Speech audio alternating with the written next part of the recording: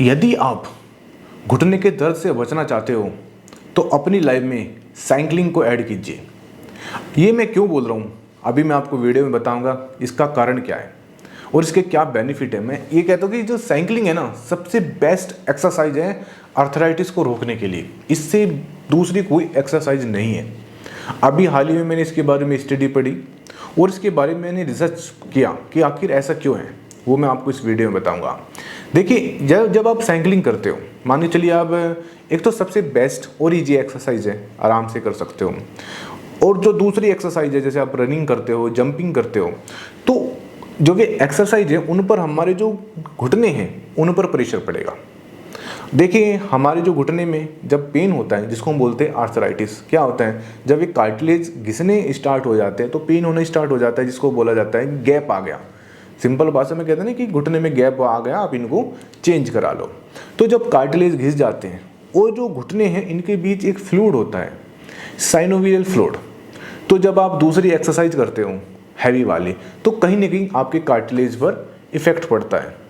लेकिन आप जब साइकिलिंग करते हो, ये आपके कार्टिलेज को कोई नुकसान नहीं देती, मतलब कहीं ना कहीं मजबूत करती है।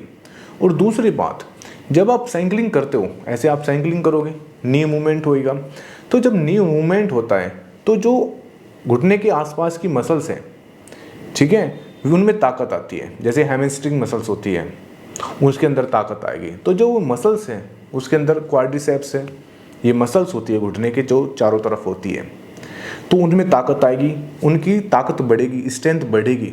तो जब घुटने की जो चारों तरफ की मसल्स हैं उसकी ताकत बढ़ जाएगी, तो बताओ घुटने में पेन होगा? नहीं होगा।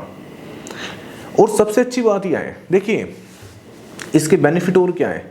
जब आप साइकिलिंग करोगे तो साइकिलिंग करने के बाद जो आपको मेटाबॉलिक बीमारी है ना, मेटाबॉलिक बीमारी भी होती है, जैसे डायबिटीज़ है, हाई ब्लड प्रेशर है, थायराइड है, तो वे भी नहीं होगी। और यदि है, वे भी कम हो जाएगी। देखिए, दोनों बात हैं, पहली बात तो होगी नहीं, दूसरी बात यदि बाई चांस आपको है तो वो भी ख़त्म हो जाएगी। एक साइकिलिंग करने से कितना बेनिफिट है। और दूसरी बात, कहीं ना कहीं आपकी उम्र बढ़ जाएगी, यानी कि आप लंबे जीने की गारंटी है, पक्की बात है। एक एक्सरसाइज करने से घुटने का दर्द तो होगा ही नहीं, ये तो आप भूल ही जाओ। आपको जो दूसरी बीमारी है वे ख़त्म हो जाएगी। यदि आपके अंदर मोटापा है वो ख़त्म हो जाएगा। और आपको पता है, यदि आप मोटे हो तो आपको घुटने का दर्द होगा ही होगा, क्योंकि आपका बॉडी वेट घुटने में पड़ेगा। लेकिन जब आपका बॉडी फैट कम हो जाएगा, यानी कि आपका जब वजन कम हो जाएगा, तो घुटने पर प्रेशर नहीं आएगा और ना आपको घुटने का दर्द होगा।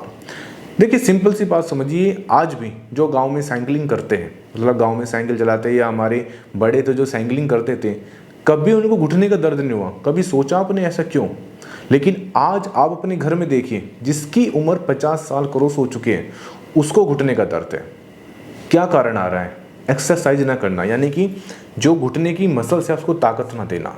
तो आप डेली, देखिए इतनी बड़ी कोई एक्सरसाइज मैंने आपको नहीं बताई, डेली आप 20 से 30 मिनट आराम से एक्सरसाइज की। ज़्यादा आपको जरूरी नहीं कि आपको फास्ट ही करनी है, जितनी आपकी कैपेसिटी है उतना आप करना स्टार्ट कीजिए।